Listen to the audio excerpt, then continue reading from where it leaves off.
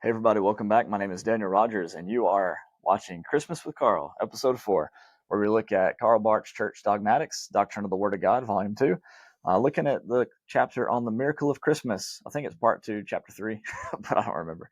I'm on page 175. That's all that matters for my book. And if you don't have a copy of the book, that's okay. You don't need one.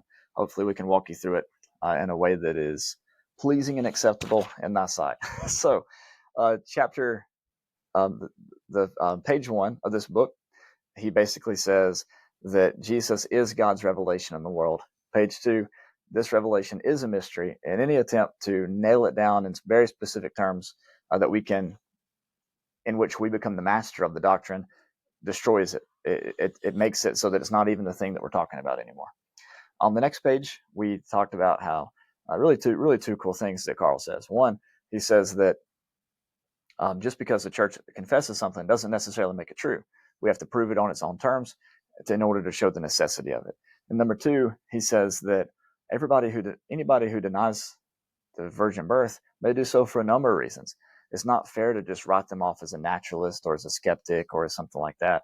And that maybe they just misunderstand the importance of the doctrine. Maybe they just are overwhelmed by the textual evidence against the virgin birth that they end up just saying it's a matter of inconsequence. And he's going to talk about that kind of thing later on in this chapter, about why it is of consequence. But we're not going to be able to get there just yet. We have to go through his exegetical process and answering these objections over these next 3 sections on page 175. There's a fourth reason and some other stuff on page 176. But again, we're going video by video, or page by page. So let's hop in.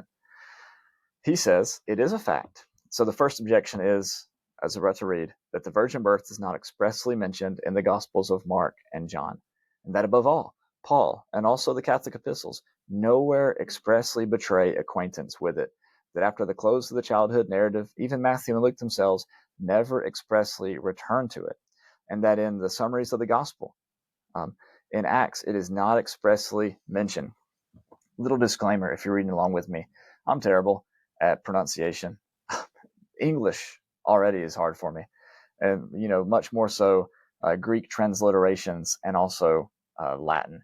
And so any Latin or Greek terms that I see, I'm automatically just translating them and saying them in English, which again even might be sketchy.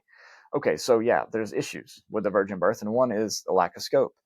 It's mentioned in Matthew and Luke, but later on it's never like, oh, and by the way, remember when Jesus was born of a virgin back in chapter 1? It doesn't really say that sort of thing.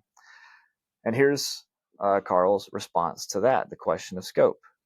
He says, not every element, not even every important element in Jesus' existence lent itself as much as his passion and his resurrection to regular and frequent mention as an express part of oral and written tradition and proclamation. That is, the only thing that really gets repeated about Jesus over and over and over again is his death and resurrection. It may well be significant that it is in the 2 childhood narratives where the general questions raised by the synoptists, who is Jesus of Nazareth, is answered with specific reference to his earthly human origins, that the virgin birth is expressly indicated. Mark was less occupied with this particular question, and Paul and John together with the Catholic epistles, were likewise less occupied with the other general question. So in other words, maybe it was just a matter of what they were trying to accomplish in their narratives. Matthew and Luke were trying to talk about his earthly origin. Mark he's just trying to get to the cross. John had other things in mind as well. And Paul and the others, maybe they're just focused on different areas. However, Karl Barth's argument is that this does not rule out the possibility, he says, that the statements in Matthew 1 and Luke 1 belong to those presuppositions of all the New Testament witnesses which were taken for granted and were familiar and undisputed. So the lack of extent of a birth narrative, or the lack of extent of mention of the virgin birth, may just because it was a generally assumed fact that nobody questioned and nobody had an issue with, so nobody really talked about it. Maybe that's why, he says. The persistent and to a certain extent very peculiar mention of the mother, and the equally persistent omission of the father of Jesus in the course of the gospel narratives, should be considered as providing evidence for early and particular attention to this point. So his counter argument is, well, actually the fact that the texts mention his mother all the time, but don't mention Joseph beyond the first few chapters, maybe that's their reference to the virgin birth, and maybe that's a proof that they just assumed that Jesus was born of a virgin. Maybe that's it, and that's his argument, and you can judge that for yourself. I personally think it's pretty good, but it's logical. At least it does fill the gaps, even if it doesn't give like the perfect explanation. But I think part of that is we have no way of knowing, right, except through the lens of faith. And then the second argument that he's going to um, argue here is a textual variant for Matthew 1:18, which reads, Jacob begat Joseph, Joseph, to whom the Virgin Mary was betrothed, begat Jesus, who is called Christ. And then for Matthew 1:21, she will bear thee a son, and Matthew 1:25, she bore him a son. However, he says that even that textual variant in the context indicates a virgin birth. And at best, what he says in regards to the textual variant is we may conclude from this manuscript that already at an early date there actually existed, alongside the one which became canonical, a tradition with this other content. So, in other words, even if you want to take those textual variants, even they in their content and their context talk about the virgin birth. So he kind of writes that off as being a bit dubious. But then the big argument that he's bringing up here is actually one that I've thought about before, and it's probably one that you've dealt with before too. He says, it is a fact that both the genealogies of Matthew and Luke end not with Mary, but with Joseph. And so, if Joseph is not the father of Jesus, do not prove what they ought to prove, which is Jesus's descent from David. He said this descent was so important to Paul, like in Romans 1:3, 2 Timothy 2:8, and also to John 7:42, but also and particularly to the Synoptists, which talk about Jesus being the son of David all throughout their books. So the question then is, if Jesus is supposed to be the son of David, and the genealogies of Jesus leading up to Joseph apparently prove this, then how was Jesus born of a virgin? That doesn't make any sense, he says. Well, first off, there's an argument that he renounces that the early church tried to do to convert the genealogies of Joseph to the genealogies of Mary. You probably heard something like that before, that Matthew is the genealogy of Jesus through Joseph, and Luke is the genealogy of Jesus through Mary, or something like that.